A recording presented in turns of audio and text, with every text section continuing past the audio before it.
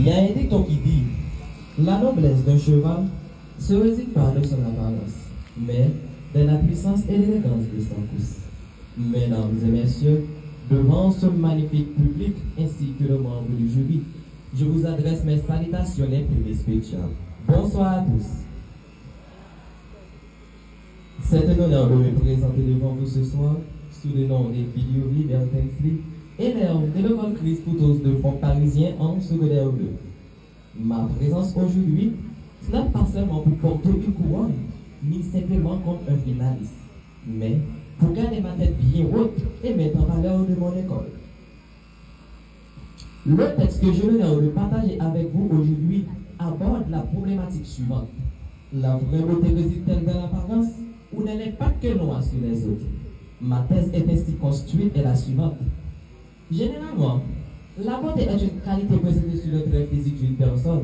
Cependant, il faut souligner au-delà de tous les caractères visuels. Depuis longtemps, les gens accordent une grande importance à la beauté et à l'apparence physique. Dans notre société contemporaine, l'apparence et l'esthétique exercent une influence considérable sur nos choix et nos comportements. Mais la vraie beauté ne se limite pas à l'apparence physique. La beauté se reflète surtout dans les cœurs, dans les valeurs et dans l'impact qu'elle aura sur les autres. Je vais vous montrer que ce sont les qualités humaines qui rendent une personne réellement admirable. Il y a la beauté extérieure qui concerne l'apparence physique, telle que le visage, le style ou l'élégance.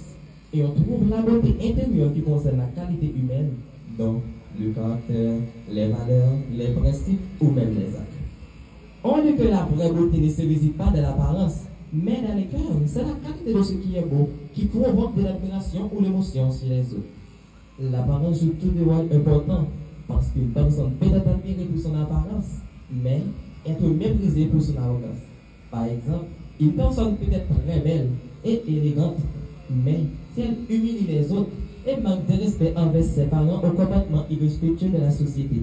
On la compare souvent à des belles fleurs sans parfum.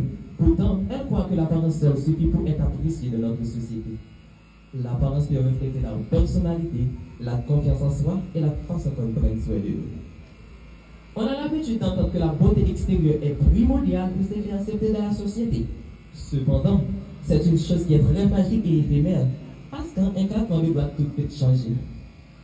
En revanche, l'impact qu'elle aura sur les autres est très durable et laisse une trace précieuse. Lorsqu'une personne apporte de l'aide, de la joie et du soutien autour d'elle, elle crée une beauté intemporelle. Cette positivité renforce les liens humains et construit des relations sincères, authentiques et irremplaçables. Prenons l'exemple d'une personne qui est de ses abris de la rue, en lui donnant de la nourriture ou quelques paroles de réconfort, qui apportent la joie dans le cœur et leur redonnent l'espoir. Car au-delà du miroir, on peut dire que la vraie beauté réside surtout dans l'impact qu'elle a sur les autres. Parce que ce que tu as fait est plus important et toujours fini par être récompensé, qui est d'être élégant, juste pour plaire aux autres. À titre d'exemple, Martin Luther King Jr. a été récompensé par le prestigieux prix Nobel de la paix en 1964 pour son engagement exceptionnel en faveur de la paix, de l'égalité et des droits de l'homme. Pour vous clarifier, je vous dis tout ce que nous faisons des biens est toujours récompensé. Des pays comme Sally Belair, Fidel Castro, Catherine Plon et Simone de Beauvoir ne sont pas des missionnaires pour votre apparence, mais grâce à l'impact exceptionnel que nous avons sur les autres. En conclusion, la beauté ne se limite pas à ce que l'on voit, mais à ce que le caresse. L'apparence peut attirer les regards pendant un instant, mais nos valeurs, nos actions et l'impact que nous avons sur les autres est très durable. Car au bout du compte, on peut dire que la vraie beauté ne celle qui apparaît sur nos visages, mais celle qui devait graver dans les cœurs de les personnes que nous rencontrons. Mesdames, mesdemoiselles et messieurs, les membres du jury, chers invités, chers parents, je tiens à vous dresser un grand merci pour votre présence et votre soutien. Merci de m'avoir accompagné et de m'avoir encouragé dans ce moment important. Je n'oublierai jamais à d'exprimer ma profonde gratitude envers ma très chère cousine Roselyne Juppé qui m'a apporté un soutien précieux tout au long de sa réalisation de ces beaux projets. Je vous adresse toute ma reconnaissance. Merci à vous tous.